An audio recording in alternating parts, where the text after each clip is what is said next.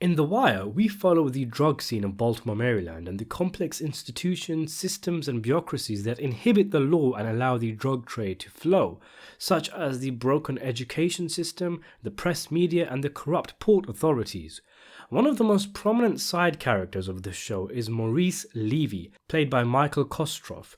Levy is a skilled and sleazy defense attorney who works on retainer for the Barksdale organization, the criminal empire led by Avon Barksdale. He is shown in numerous scenes representing members of the drug trade, managing to swindle them out of lengthy prison sentences through gamesmanship and dishonest tactics. At first, he comes off as a bit of a crooked lawyer who has no problem defending murderers and drug dealers, but it quickly becomes apparent that he is so much more. In a scene with Levy, Avon, and Stringer Bell, Levy is literally counseling the gangsters on who should be killed for them to avoid a jail sentence, leaving the meeting before having to hear too much and hear too many names in order to protect himself. The fact that he is able to slap Avon's nephew D'Angelo around shows just how much sway this guy actually has. He pops up throughout the show. In fact, he is in the very first episode and the very last episode of The Wire. And the more we see of him, the more sinister he appears to be. As it turns out, he is the go-to lawyer for not just Avon, but other gangsters like Proposition Joe and later Marlo Stanfield. And he's practically giddy with glee when he learns that Marlo has started using phones, as it means that no doubt Marlo and his crew will be caught in no time, meaning Levy's firm will soon get a huge payout from the imminent defense cases. As mentioned by Omar in the very famous courtroom scene, Levy is very much part of the game. He is identified as a big player by the likes of Senator Clay Davis, the Clay Davis, who himself is a charlatan. Levy is also directly involved in criminal activities, having an inside man in the courtroom who he buys information from and then sells onto the drug dealers like Prop Joe. Levy is undoubtedly one of the most despicable characters in The Wire. Fans often like to discuss who is the worst character in the show, a topic I'd like to cover on another day. But it really does say something when, in a show with murderers and child abusers, Levy's name is often thrown into the mix. Anyway, today I wanted to talk about a plot point near the end of Season 5. As we know, the former cop Herc loses his job through a series of events involving him having a police camera stolen by Marlo's crew, a camera which Herc used without his superior's permission. The saga ends with Herc leaving the police force and now working for Levy as an investigator. Herc's inside knowledge of the Baltimore PD as well as his contacts within the department proves fruitful for Levy. However, for a mishmash of different reasons which we can get into in another video, Herc takes Marlo's number from Levy's desk without his knowledge, and he hands it over to his former partner Carver, beginning the process of Lester's illegal wiretap on Marlo's phone. Then, in a later scene, when Levy is going through how the cops could have possibly worked out Marlo's clock code, it is Herc who brings up the possibility of an illegal wiretap, telling Levy that there is no wire officially, but he's heard off the record that there is, even saying where he could have gotten the number from, I have no idea, to draw attention away from himself. Levy then uses this information as leverage for not only Marlo but himself, as he is caught buying information from the courthouse. It's an extremely frustrating end to the show for viewers, with Marlo avoiding jail time and the likes of Levy being able to get away with his crimes and continuing to profit from the drug trade. There's several talking points that come about from this storyline, and the answers are hampered by many variables. For example, why would Herc give Carver Marlo's number, helping the police force at the risk of getting sacked, but then giving that same employer the idea that the cops were using an illegal wiretap? Is Herc playing both sides here? Did he put himself in good standing with the cops by leaking the number, and then tell Levy about a wire to spite the people who sacked him, and he comes out of the situation looking really good? I don't think so.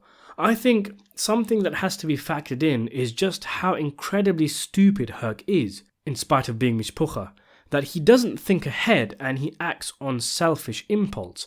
He gave the cops Marlo's number, A man who has murdered numerous people, but not because Marlo is evil, but because he doesn't like him. He spites him for the camera situation. He also wants to be in Carver's good books and look like a big shot who was responsible for bringing Marlo down. Maybe he also feels guilty in a way for his past sins, but he also wants to be in Levy's good books. The point being, he isn't a very smart guy, and it's his stupidity, not necessarily his maliciousness, which causes many problems in the show, like how he fails Randy. Plus, Herc probably doesn't know the extent of Levy's corruption, thinking he does things by the book and not knowing he plays an active role with the dealers he defends. He's so dumb that in the final episode when Levy praises him, he doesn't even know what Maury is so happy with him about. And then there's Marlo himself. Marlo has come up against Herc on several occasions. It isn't just a camera thing, but shouldn't he have thought, wait, maybe it was that cop who now works for you, Levy, who leaked the number to the cops? He was sitting right there as Levy and Marlo spoke in their final scene. Is this incidental? Is it poor writing? Is it looking too deep into it? I'll leave that for you to decide. Maybe Marlo did bring it up, but Levy explained that Herc has a vendetta against the police department, or that he doesn't involve Herc in the finer details. But anyway, today I wanted to talk about old sleazy Maurice himself, about a theory I thought about when I watched The Wire. And looking online, I saw that this had crossed the minds of other people also. And that is whether Levy knew that Herc leaked the number. And going a bit further, whether he actually orchestrated the leak, i.e. he had Marlo's number left on display, knowing Herc wouldn't resist giving it to his cop buddies, and thus allowing Levy to have a great payday. By acting ignorant to Herc leaking Marlo's number, Levy would show to all in court that he had no idea what his employee did towards Herc if Herc deliberately betrayed his trust with confidential information, which, if the news got out, could result in prison sentences and the closing of Levy's firm.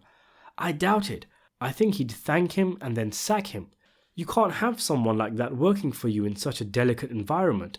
Herc would be a liability, and just as Levy got Avon to clean up his shop by killing subordinates, he'd clean up his own by getting rid of Herc. Plus, Levy could not have anticipated that Herc would take Marlo's number. He never put the idea in his head, and there was no way of guaranteeing that the cops would use it to run a wiretap, an illegal one at that. At best, himself in excellent positions, ranks and standings with people around him, and he has no idea why because he's too dumb.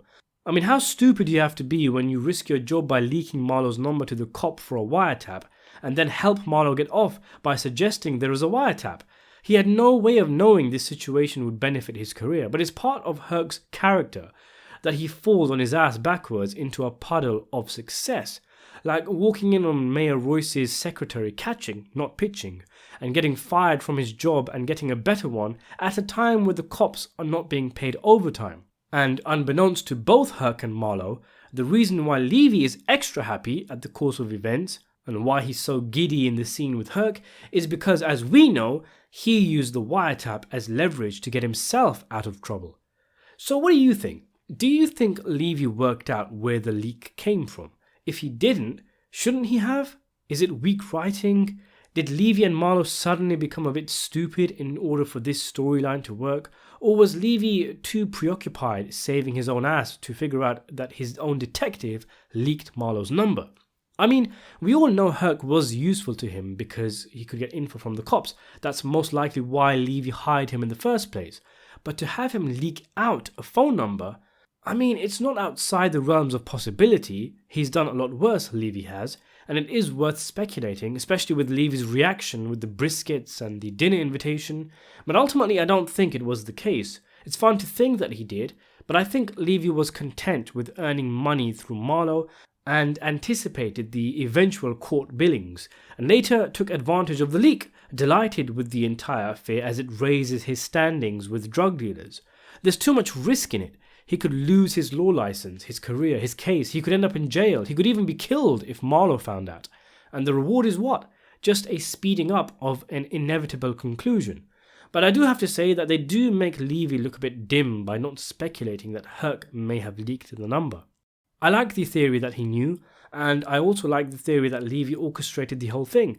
but it's a little too dramatic for something like The Wire.